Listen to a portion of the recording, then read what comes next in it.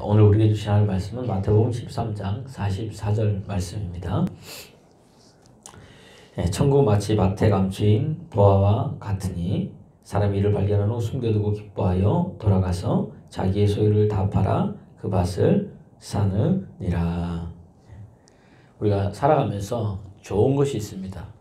그래서 어떨 때는 내가 의도적으로 발견하려고 해서 발견한 것이 아니라 여러분 우연히 발견된 경우가 많이 있습니다. 그래서 이게 우연히 발견된 것 같은데, 그러나 그 우연히 발견한 그 사람은 그 가치 있는 것을 발견할 때 우리는 우연이지만 그 사람 평소에 뭐예요? 열심히 그 무언가를 해왔다는 이야기입니다. 그런데 어느 순간 우연하게 발견된 거죠. 그러니까 세상에 여러분 우연한 것은 잘 없음을 우리에게 여러분 말해주고 있습니다. 우연히 발견했지만 그 우연이 우연이 아님을 이야기를 합니다. 그래서 우리가 살아갈 때 이런 것들이 많이 있습니다. 그래서 삶에서 어떻게 삶을 살아가는 것도 굉장히 중요한데, 오늘 예수님께서 천국 비유를 하면서도 마찬가지입니다. 천국은 밭에 감추인 보화와 같다고 이야기를 합니다. 그래서 누군가가 밭에 가서 일을 하다가 어떻게 돼요? 우연히 그것을 발견한 거예요.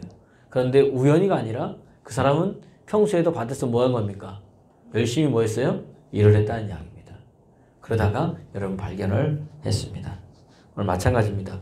여러분 만약에 그것을 발견했다면 여러분 어떻게 하겠습니까? 오늘 여기 발견한 사람은 어떻게 돼요? 그것을 감춰놓고 열심히 가가지고 자기 있는 소유를 다 팔아서 그 밭을 사서 그것을 자기 것으로 만들었습니다.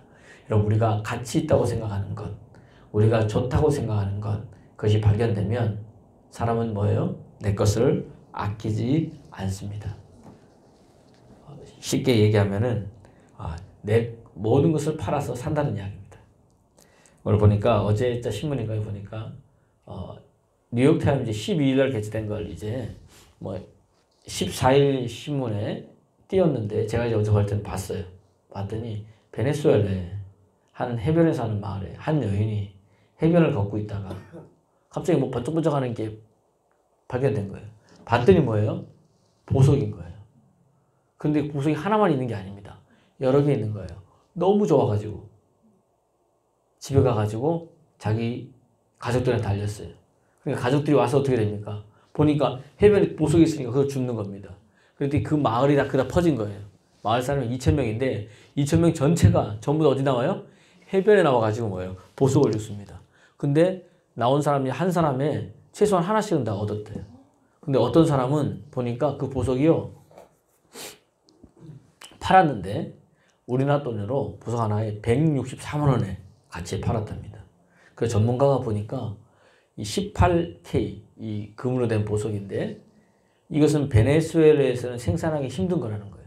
그만큼 이제 잘 가공된 건데 이게 어디서 봤냐 봤더니 한 20세기 중반에 상업적 목적으로 만들어진 건데 이게 어디서 이렇게 나왔는지는 모르겠답니다. 근데 그것이 발견돼가지고 지금 그 마을에 보석 줍기로 지금 막 힘쓰고 애쓰고 있답니다. 그러니까 그 여인은 뭐예요? 어느 날 우연히 해변 걷는 것 같지만 수시로 뭐죠? 해변을 걷다가 이제 이렇게 땅 보고 하다가 발견된 거겠죠. 좋은 게 있으면 이렇게 제일 먼저 자기가 죽고 그다음 누구한테 알려요? 가장 친한 사람한테 여러분 알립니다. 좋은 걸 자꾸 숨겨놔요. 그러면 이 좋은 것을 삶에 여러분 얻었으면 아까 이 여인은 가족이 얘기한 것처럼 어떻게 되겠습니까? 오늘 뭐 보석이 있으니까 이게 아니라 그 보석은 누굴 말하는 거예요? 예수 그리스도를 말합니다. 내 인생에 가장 가치 있는 것. 어떻게 됩니까? 좋은 것을 쓰면 삶으로 연결시키는 겁니다. 그래서 그리고 그것을 어떻게 돼요? 붙들어야 됩니다. 빌립이요, 예수님을 만났습니다. 너무 좋은 거예요. 그게 가장 친한 친구인 누구에게? 나다나엘에게 찾아가서 어떻게 했냐? 내가 메시아를 만났다. 그랬더니 나다나엘이 하는 말이, 야 나사렛에서 무슨 선하기를 하느냐? 빌립이 하는 말은 뭐예요? 와 뭐라고요? 보라. 와 보라. 어떻게 합니까? 예수님과 나다나엘을 어떻게 해요? 연결시켰습니다. 안드레가요, 예수님을 만났습니다. 그가 누구를? 베드로를 예수님 앞으로 여러분 연결시켰던 이야기입니다. 오늘 우리는 주님을 만났습니다. 여러분 이것을 연결시킬 줄 아는 사람 되기를 그리스도 예수의 이름으로 여러분 축원합니다. 여러분 은혜는 어떤 사람 보면 한 번에 받는 것 같습니다. 야, 저 사람 어떻게 갑자기 나왔다 저렇게 큰 은혜를 받았나? 그렇지 않습니다.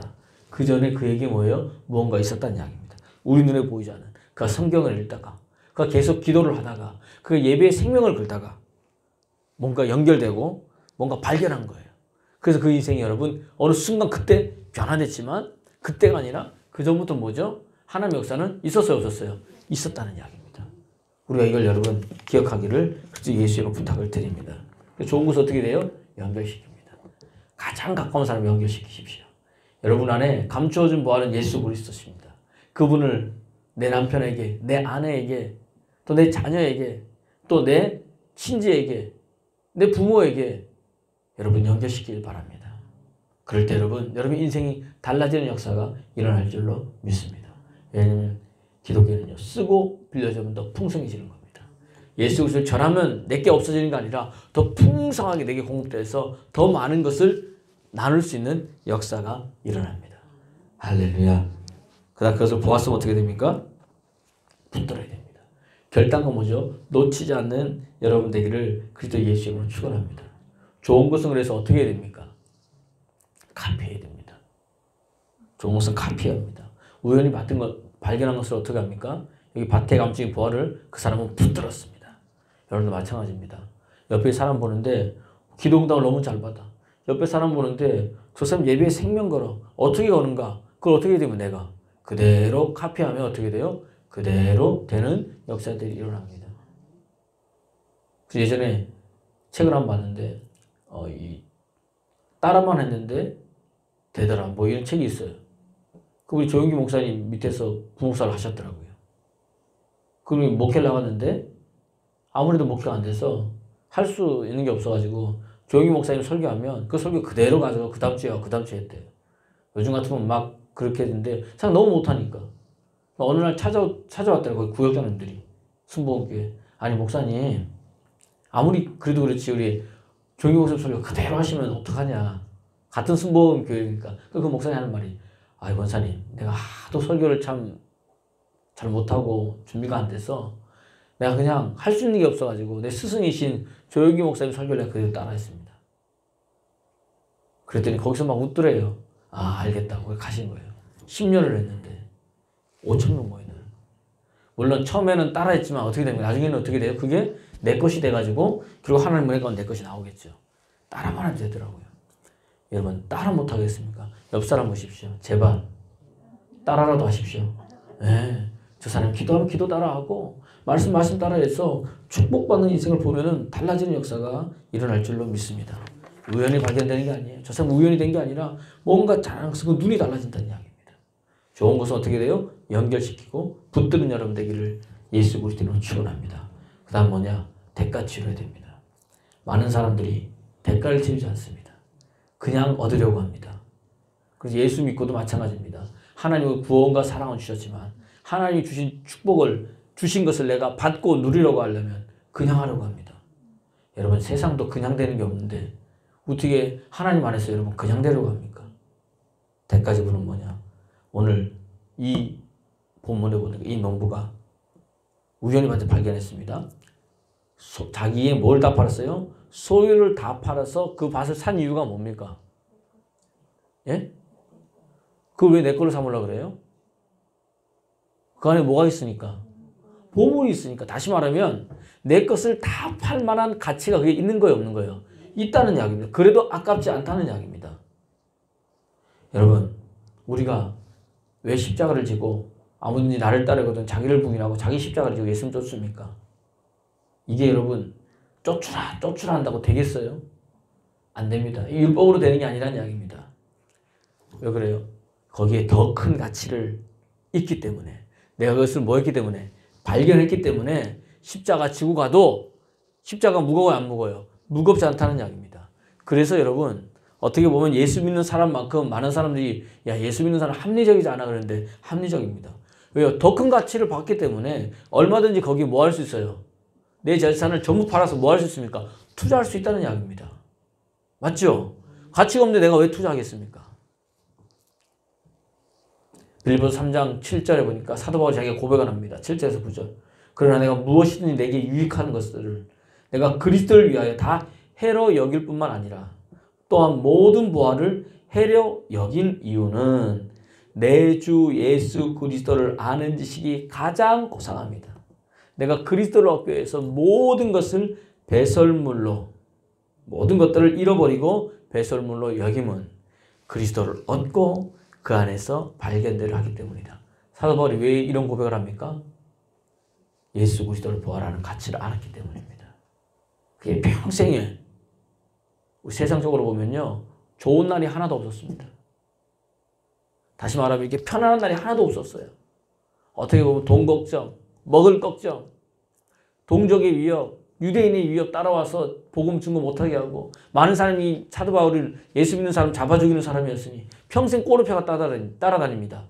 쟤는 어떤 사람이냐? 혹시 제가 갑자기 변하면 어떻게 되느냐? 그것을 안고 평생 복음을 위해서 그의 삶을 바쳤던 사람입니다. 그런데 그러니까 그리스도 예수 안에서 발견되니까 그리스도 예수의 십자가 흔적이 그 안에 있으니까 예수 그리스도와 그분의 십자가만 붙들고 나아가니까 오늘 우리가 이렇게 지금도 바울의 믿음을 보고 또한 제가 또 이게 설교를 하는 이유는 바울을 바울 대신 그 하나님이 그로 하여금 뭐예요? 가치를 알게 하셨기 때문이라는 이야기입니다. 그러니까 여러분 안 된다고 소리 지르지 말고 더 큰 가치를 보여주십시오. 더 큰 영광을 여러분 보여주십시오. 여러분 보십시오. 더 큰 가치를 보여줬어요. 더 큰 영광을 보여줬어요. 누가 헌신하는 자리에 안 나오겠습니까? 여러분 사람은요. 눈이 달라져야 대가를 치릅니다. 이야 여기에 가치가 있구나. 이게 진짜네. 눈이 달라지면 그 다음부터 뭡니까? 하지 말라 그래도 보따리 싸들고 와서 하게 해달라고 힘쓰고 애쓰는 게 여러분 사람입니다. 여러분 밤낮 돈하는 사람은요. 돈보다 더 큰 가치를 보지 못한 사람들입니다. 돈보다 더 큰 걸 본 사람은 어떻게 됩니까? 내가 돈하는 그 돈을 써서 좋은 관계를 맺고 그 돈을 써서 원수를 어떻게 됩니까? 친구로 만들어버립니다. 더 큰 가치를 알았거든요. 할렐루야. 오늘 우리가 새벽에 나오는 것도 뭐 하는 겁니까 여러분? 더 큰 가치를 알기 때문에 대가를 여러분 치르는 겁니다. 달라지죠? 여러분 우리가 죄를 졌습니다. 죄는요. 하나님이 회개하면 어떻게 됩니까? 용서받습니다. 자아는요. 내 자아는 이거는요. 용서받는 것이 아니라 자아는 뭐예요? 죽는 겁니다. 여러분 진정한 회개는 뭐냐? 제가 많이 얘기했지만 주인이 바뀌는 겁니다. 진정한 구원의 증거는 또 뭐냐? 목사님 뭐예요? 나 자신으로부터 구원받는 겁니다. 자기 애 있죠? 자기 중심에서 빠져나오는 겁니다. 자기 부인의 은혜를 아는 자는 하나님과 교제하고 친밀함 속에서 자기 몸을 거룩한 산제사로 드립니다. 다시 말하면 어떻게 해요? 사랑으로 내 자신을 산제사로 드립니다. 많은 사람이 내가 그리스도하고 십자가에 죽었다 그러니까 오해합니다. 내가 죽었으니까 이제 아무것도 안 하고 하나님 알아서 해주겠다 아닙니다. 죽었으니까 혈기, 정욕, 음란, 욕심, 시기, 질투가 이제는 내 인생에 다 사라져가지고 더 이상 이제 뭐 나한테 없다 이렇게 여러분 생각합니다. 그렇지 않습니다. 여러분 예수 그리스도를 믿어도 내가 죽었다 고백해도 돌아서면 뭐예요? 죄가 보이고 내 안에 뭐죠? 나도 모르게 스물스물 올라오잖아요. 올라와야 안 올라옵니까? 올라온다는 이야기입니다. 이것은요. 어떻게 됐냐? 십자가에 죽었다 이 말은 십자가에서 이제는 지금까지 내가 죄에서 종로로 타던 내가 주님과 연합하게 돼가지고 더 이상 욕망이나 죄의 충동이 없어지는 것이 아니라 더 이상 내가 죄의 종로로 타지 않고 의의 종로로 하는 사람으로 여러분 바뀌었다는 이야기입니다. 관점이 바뀐 거예요, 여러분. 그러니까 죄의 존재가 사라진 것이 아니라 죄를 내가 어떻게 죄의 주의가 변한 게 아니에요. 죄는 죄대로 있는데 더 이상 죄가 나를 지배하지 못한다는 이야기입니다. 하나님의 은혜가 나를 지배한다는 이야기입니다. 그러니까 죄에 대한 관점이 어떻게 돼요? 달라집니다. 그래서 뭐요? 옛사람이 죽은 거예요. 할렐루야. 더 이상 옛사람에서 내 지배받지 않습니다. 왜? 은혜 안에 지배받기 때문에. 하나님의 말씀 안에 지배받기 때문에. 어떻게 해요? 주님이 내 안에 사시니까 내 안에 계시는 함께 있는 주님이 나를 붙들어주기 때문입니다. 할렐루야. 그래서 우리가 이기는 거예요. 그래서 성경은 죄에 쌓여 이기는 겁니다. 그래서 여러분 이제 어떻게 돼요? 죄에서 죽은 자를 여기라는 말이 그 뜻이란 이야기예요. 근데 여러분 지위가 바뀌었습니다. 소속이 바뀌었습니다. 더 이상 제가 여러분을 어떻게 할 수 있어요? 없어요? 없습니다. 싸워 이기는 사람이 되었기 때문입니다. 그럼 오늘도 어떻게 돼요? 그것을 위해서 내가 뭐 해야 됩니까? 대가를 치러야죠. 내가 옛사람이 죽은 것을 여기면은 내가 믿음으로 고백하고 내가 믿음으로 뭐죠? 이겨나갈 때 하나님 더 큰 은혜를 주실 줄로 믿습니다. 그때 내 안에 이미 이루어진 천국이 어떻게 돼요? 삶으로 나타나게 됩니다. 그럼 기뻐하고요. 즐거워하고요. 행복합니다. 참 20번째 얘기 말씀 안 드렸지만 예배에 실패하면 어떻게 됩니까? 분노하게 됩니다. 살인하죠. 예배에 성공하면 어떻게 됩니까? 기쁩니다. 행복합니다. 느헤미야 8장을 보세요. 하루 종일 학사에서라가 말씀만 읽었는데도 그들이 아멘, 아멘 하면서 어떻게 되는가? 말씀을 울면서도 기뻐했습니다. 할렐루야. 성공하니까. 왜? 감추어진 부활을 발견했거든요. 너무 좋은 거예요. 속일 수가 있을까요? 없을까요? 없습니다, 여러분. 예수님 만나가지고요. 너무 좋으면 속일 수가 없어요, 그 기쁨은. 사람들이 묻잖아요. 그 정수님 목사님 그러잖아요. 요즘 너 얼굴에 뭐 발랐냐? 왜 그러냐? 저분이 그러잖아요. 내가 성령의 은혜를 받아서 그렇다고. 은혜 받으면 달라집니다. 감추인 부활가 여러분 안에 있습니다. 여러분 믿음으로 발견하시고 그것을 연결시키고 붙들고 대가 지불하십시오. 그럼 여러분 삶 가운데서 나타날 줄 믿습니다. 그런 은혜 받는 믿음의 삶 되기를 예수 그리스도의 이름으로 축원합니다.